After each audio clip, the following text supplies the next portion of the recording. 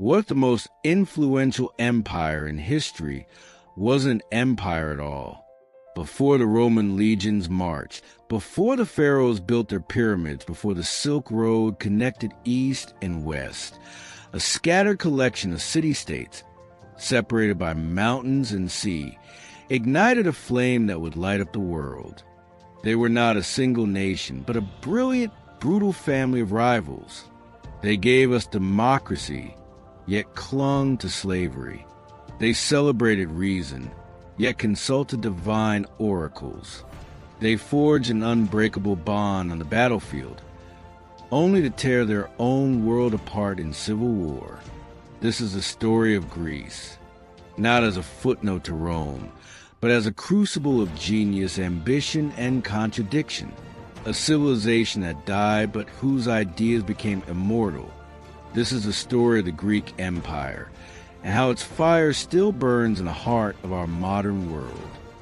Echoes of Empire, the Greek rise and fall that shaped the world. Subscribe to learn more about the empires of the world. Long before Athens, long before Sparta, before the thunder democracy and the clash of hoplites, the seeds of Greece were planted in an age half remembered, half myth. On the island of Crete, more than 4,000 years ago, the Minoans built palaces like Knossos, sprawling labyrinths of frescoes, staircases, and courtyards so advanced that they seemed centuries ahead of their time. Their walls told stories, dolphins leaping in painted seas, dancers leaping over charging bulls, priestesses crowned with serpents in their hands. To them, nature was not just survival, but art, ritual, and meaning. It was here that myths were born. The legend of King Minos, the labyrinth, the Minotaur. These tales would echo for thousands of years, becoming part of humanity's shared imagination. Meanwhile, across the Aegean on the rocky mainland, another people were rising, the Mycenaeans, warrior kings who ruled from citadels of stone, like Mycenae and Tyrans. Their walls were so massive the ancients believed only giants, cyclopes, could have built them. In their tombs lay golden death masks, weapons, and treasures. Their names became legend. Agamemnon, Menelaus, Helen of Sparta, the battles they fought, whether real or imagined, gave birth to Homer's Iliad and Odyssey, epics that would outlive their kings by millennia. But history is never a straight line. Around 1200 BC, the palaces fell, Knossos was abandoned, Mycenaean fortresses crumbled, some blamed foreign invaders, perhaps the mysterious sea peoples. Others believe earthquakes and famine tore the fragile kingdoms apart. Whatever the cause, Greece fell silent. For nearly 400 years, the land slipped into shadow. Writing vanished. Cities emptied. It was the Greek Dark Age. And yet, out of that darkness, something extraordinary stirred. The Greeks reinvented themselves. They adopted a new alphabet, adapted from the Phoenicians, one that gave voice not just to kings and scribes, but to poets and storytellers. They carried memories of heroes and gods into a new age, reshaping them into myths and traditions that still shape our world today. From collapse came resilience, from ruins, rebirth. And it is here, in this crucible of light and shadow, that the Greek miracle truly begins. Greece was never a single kingdom. It was not an empire born of one throne. It was a constellation of polis, city-states, each a star burning with its own brilliance. Athens, Sparta, Corinth, Thebes, Delphi, Olympia. Each one was a world unto itself. Each one gave something vital to history. Together, they created the miracle we call Greece. In Athens, something revolutionary stirred. Here, in the shadow of the Acropolis, democracy was born. Citizens, not kings, not priests, gathered in the ecclesia, the people's assembly, to debate, to vote, to shape their laws. But it was not perfect. Only free men could speak. Women, slaves, and foreigners were excluded. And yet, the idea of rule by the people was planted here. Socrates questioned, Pericles envisioned, Aspasia inspired. And from Athens came not just laws, but philosophy, theater, art, and science, the very pillars of Western thought. While Athens debated, Sparta drilled. Here, life was disciplined. At the age of 7, boys were taken from their homes, hardened in the agoge, a brutal education of endurance, combat, and obedience. Spartan warriors were not just soldiers. They were living weapons, trained to fight as one. They ate together, lived together, died together. Their greatest glory was not victory, but sacrifice. At Thermopylae, 300 Spartans stood against an empire, proving that freedom could be bought with courage. But Sparta's strength was also its weakness. The Helots, enslaved people who worked the fields, outnumbered Spartans 7-1. Fear of revolt made Sparta harsh and left its society brittle. Between Athens and Sparta lay Corinth, the jewel of commerce. Its location on a narrow isthmus made it a crossroads of the Greek world. Ships from the Aegean and the Ionian seas poured into its harbors. Merchants from Egypt, Phoenicia, and beyond brought spices, wine, silks, and ideas. Corinth grew wealthy, adorned with temples, markets, and one of the most advanced systems of coinage in the ancient world. And with wealth came art. Its pottery, painted with striking black and red figures, became treasures across the Mediterranean. Corinth was proof that not all power comes from the sword. Some comes from trade. Thebes was different, fiercely proud, often underestimated. It was here that rebellion brewed. Thebes defied Athens, resisted Sparta, and for a time ruled Greece itself. Its warriors formed the sacred band, a unit of 150 pairs of male lovers, bound by devotion and courage. To fight alongside the one you loved gave Thebans a strength no enemy could easily break. At the Battle of Leuctra, Thebes shocked the world, crushing Sparta and ending its dominance forever. Though its glory was brief, Thebes proved the truth. In Greece, no power was eternal. There were others too. Delphi, where Apollo's oracle whispered the fates of kings. Olympia, where athletes from every polis gathered, competing not for gold, but for honor under the eyes of Zeus. Each polis carried a piece of Greece's soul: wisdom, strength, wealth, rebellion, prophecy, glory. But this diversity was both Greece's greatest strength and its curse. United, they could have conquered the world. Divided, they were doomed to fight each other, again and again. This was the paradox of the polis, the brilliance of independence and the tragedy of disunity. The 5th century BC, the moment when the destiny of Greece and perhaps of the Western world hung by a thread. To the east rose an empire like no other, Persia. The Persian Empire stretched from the Indus to the Nile, millions of subjects, endless wealth, an army said to number in the hundreds of thousands. And yet, standing in its path was a scattering of small, divided city-states. Greece, when Persia demanded submission, demanding earth and water as tokens of surrender, some cities bowed. But Athens and Sparta refused. And so began one of history's greatest showdowns. The Persians landed at Marathon, their army vast and glittering. Facing them, just 10,000 Athenians, farmers, potters, blacksmiths turned soldiers. No allies, no Spartans, only themselves. Miltiades, their general, took a gamble. He thinned his center, strengthening the wings, a tactic unheard of at the time. When the Persians pressed the middle, the Athenian wings closed like jaws. The Persians broke. Victory against all odds. And then a runner was sent, Phidippides. According to legend, he ran 26 miles back to Athens, gasped one word, victory, and fell dead. This is where the modern marathon race finds its name. But Persia would return, this time under Xerxes, son of Darius, leading perhaps the largest invasion force the world had yet seen. At Thermopylae, a narrow mountain pass, King Leonidas of Sparta made his stand. With him, 300 Spartans and a few thousand Greek allies. For 3 days, they held back wave after wave of the Persian tide. Spears broke, shields splintered, but the Greeks fought on shoulder to shoulder. When betrayal came and the Persians outflanked them, Leonidas knew all was lost. Yet he and his men refused to flee. They fought to the last, their bodies piled in defiance. Their sacrifice was not a defeat. It was a message. Greece would not bow. The war's turning point came not on land, but at sea, off the coast of Salamis. The Persian fleet filled the horizon, hundreds upon hundreds of warships. Themistocles, the cunning Athenian commander, lured them into narrow straits. There, the mighty Persian navy could not maneuver. Greek triremes, swift wooden vessels with bronze rams, struck with deadly precision. The sea was chaos, ships splintering, men thrashing the water, the cries of battle echoing across the waves. By sunset, the Persian fleet lay shattered. One ancient historian claimed that even Xerxes himself, watching from a golden throne on the shore, trembled as he saw his empire's pride undone. For the first time, the Greeks, once rivals and enemies, began to see themselves as something greater. Not Athenians, not Spartans, not Corinthians, but Hellenes, a people bound not by empire, but by freedom. The Persian Wars did more than secure Greece. They shaped the very idea of resistance, of unity, of democracy standing against tyranny. From these battles, legends were born, and through legend, a civilization was forged.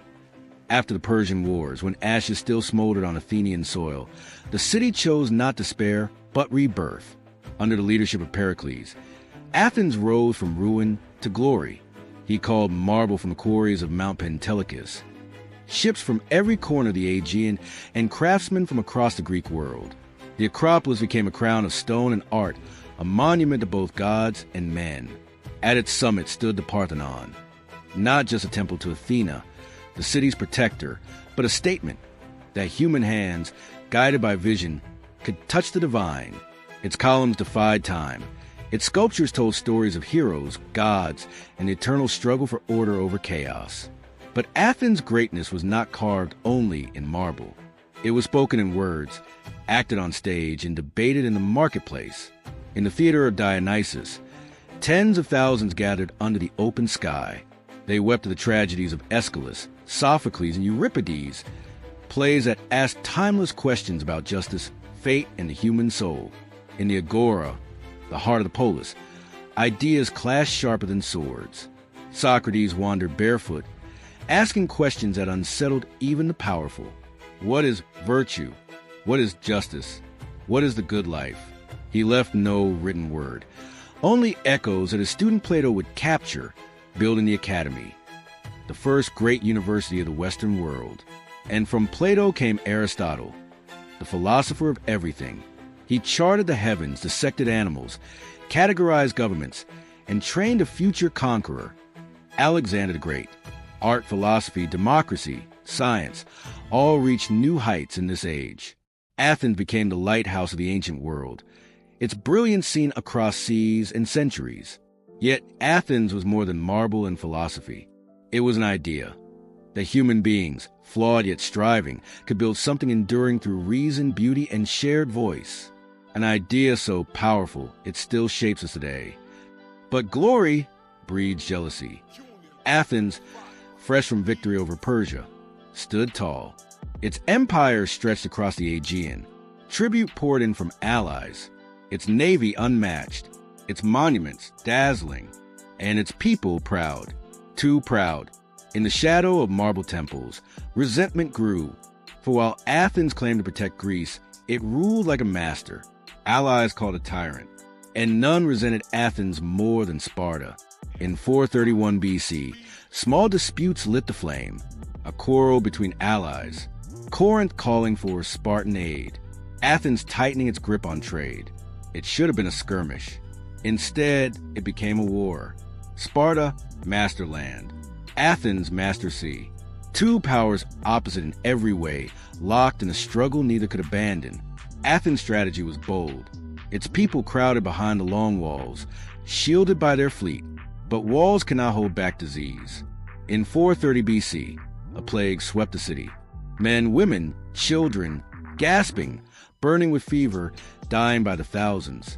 Among them, Pericles, the great architect of Athens' Golden Age. His death left Athens leaderless, its brilliance dimmed. For nearly 3 decades, war ground on. Sparta invaded Attica year after year, burning fields. Athens struck back by sea, raiding coasts. Battles raged at Amphipolis, Pylos, Mantinea. Victories on both sides, yet no end in sight. Then came hubris. Athens, restless, ambitious, sought more. In 415 BC, It launched a Sicilian expedition, the grand gamble to conquer Syracuse. Thousands of men, hundreds of ships, all vanished in catastrophe. Annihilated, few returned. Weakened, desperate, Athens found itself betrayed by fortune. Sparta, once austere and proud, made alliance with an old enemy, Persia. Persian gold paid for Spartan ships. The balance tipped. In 404 BC, after blockade and famine, Athens surrendered, its proud walls torn down, its fleet destroyed, its empire dissolved. The war left no victors. Sparta, triumphant but hollow, ruled harshly. Athens, broken, simmered in shame. Thebes rose, then fell. The dream of a united Greece lay in ashes. And yet, in the ruins of war, opportunity stirred. The Greeks had torn themselves apart, leaving the land open for a new power to rise. A boy in Macedon was growing, watching, waiting. His name was Alexander. If you have watched this far, subscribe so we can bring you more interesting stories of the past empires. From the rugged hills of the north, a new power stirred. Macedonia, once dismissed as a backwater by the proud Greeks, was rising, and at its head stood a boy who would become a legend. Alexander was born in 356 BC in the city of Pella, son of King Philip II and Queen Olympias. From the very beginning, his destiny was shaped for greatness. Philip, a brilliant strategist, transformed Macedonia into a military machine, introducing the deadly sarissa, a spear twice the length of anything the Greeks had ever seen. His armies were disciplined, unstoppable, but it was Olympias, his fierce mother, who filled young Alexander with fire. She told him he was descended from Achilles himself, the greatest of heroes. And then came his teacher, Aristotle. Yes, that Aristotle. The philosopher gave Alexander more than knowledge. He gave him a vision of the world, a belief that Greece was not just a land, but an idea that could stretch across continents. When Philip was assassinated in 336 BC, the throne passed Alexander, a boy of just 20. The Greek city-states thought they could rebel, test this improving youth. Thebes rose against him. Alexander's answer? Swift and merciless. In a matter of days, Thebes was reduced to rubble, its people sold into slavery. The message was clear: defy Macedonia and you will be crushed. Athens bowed. Sparta stayed silent. Now, Alexander could look east toward the greatest empire the world had ever seen. At the Battle of Granicus, Alexander charged headlong into Persian forces. A reckless act, but one that broke their spirit. At Issus, he faced King Darius III himself. Against overwhelming numbers, Alexander's phalanx held firm. Then, with a cavalry charge led by Alexander at the head, the Persians scattered. Darius fled the battlefield, leaving behind his family. But Alexander did not kill them. Instead, he treated them with respect, a conqueror who sought not just victory, but loyalty. At Gaugamela, the final showdown came. The Persian army stretched across the horizon, perhaps 250,000 men. Alexander's forces? Barely 40,000.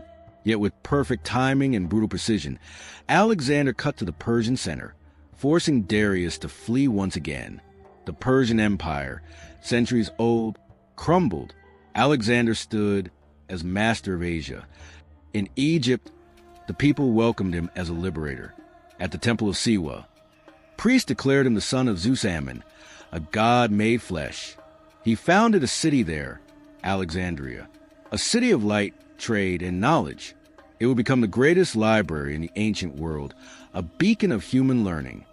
But Alexander was not done.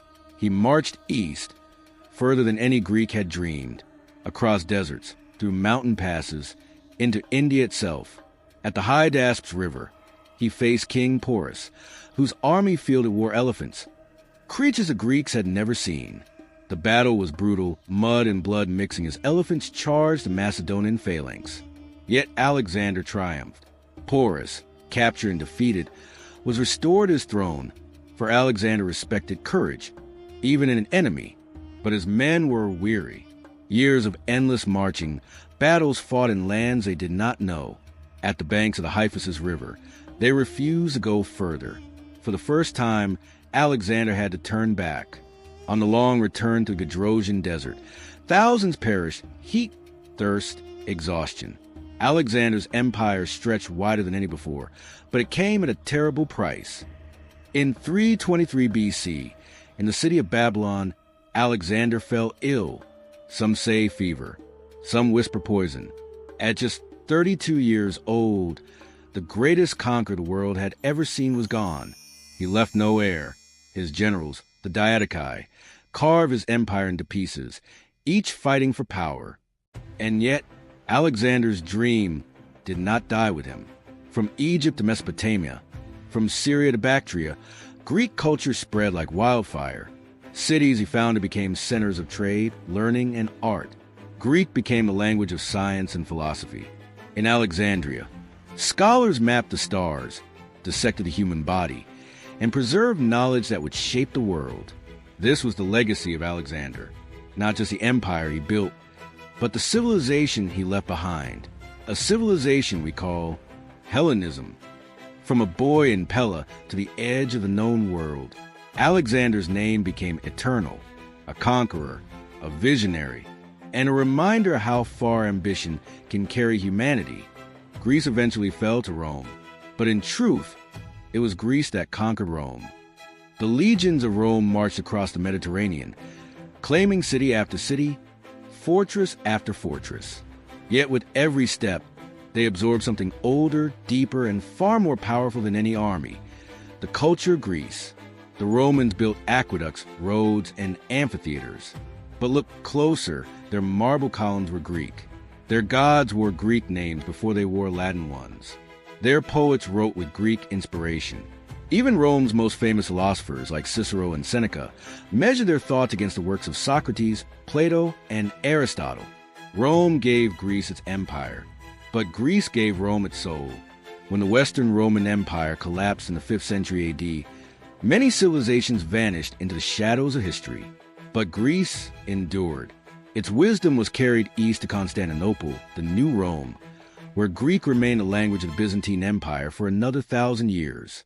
In monasteries, monks copied ancient texts. In palaces, scholars debated Aristotle and Plato. The flame of Greece flickered, but it never went out. Centuries later, as the Renaissance dawned in Italy, artists and thinkers looked backward to move forward. They found in Greece the blueprint of beauty and reason. Da Vinci, Michelangelo, Raphael, their art was born of Greek proportion, symmetry, and harmony. Galileo and Copernicus studied the stars, guided by ancient Greek astronomy. Florence, Venice, Rome, they rebuilt not just cities, but the very idea of civilization, drawn from Athens and Sparta, Corinth and Thebes. Then came the Enlightenment. In Parisian salons and London lecture halls, Greece rose again. Philosophers asked, what is freedom? What is justice? What is the duty of the citizen? They echoed the voices of Athens' agora centuries before. Jefferson, Madison, and the architects of democracy in America wrote with Aristotle on their desks and the ideals of Pericles in their hearts. The French Revolution, too, carried Greek fire in its cry for liberty, equality, fraternity. And so we arrive at today. Greece is more than ruins of marble and broken columns. It lives in our laws, our governments, our theaters, our philosophies. Every time a scientist seeks truth, every time a playwright stages a drama, every time a citizen casts a vote, the spirit of Greece stirs. Its myths still inspire novels and films. Its architecture crowns our capitals. Its questions still guide our classrooms. The Greek Empire never truly died. It became us. We carry Greece in our DNA of civilization. Its courage, its creativity, its hunger for knowledge. And in that sense, Greece was not just the beginning. It is the eternal heartbeat of the human story. This was the story of the Greek Empire, an empire of marble, of fire, of ideas. If history has taught us anything, it is this: civilizations rise and fall, but ideas are immortal. Walk today among the ruins of the Acropolis in Athens, a UNESCO World Heritage Site, and feel the heartbeat of democracy. Stand before the Temple of Apollo at Delphi, where the oracle once whispered to kings. Wander the streets of ancient Corinth, where trade once bound the world together, or gaze upon the theaters of Epidaurus, still echoing with the voices of Sophocles and Euripides. From Olympia, the birthplace of the Olympic Games, to the sacred island of Delos, the stones still speak. Archaeological remains stand as reminders, not of what was lost, but of what still endures. Because Greece never truly vanished. It lives in our laws, in our science, in our architecture, in our theaters, and in every pursuit of freedom and truth. The Greek Empire became us. Join us again as we uncover the stories that shaped our world. Subscribe and step with us into the past, where history breathes and where its echoes still guide the future.